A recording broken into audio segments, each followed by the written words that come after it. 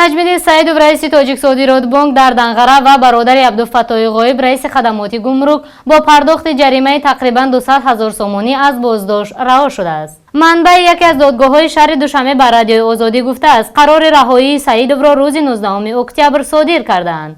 ба иттилои ҳамин манба, Наҷмиддин Саидов 2 ҳафтаи пеш бо иттиҳоми қаллобӣ боздошт шуда, алайҳи ӯ бар асоси кодекси ҷиноӣ парванда бозгардида буд.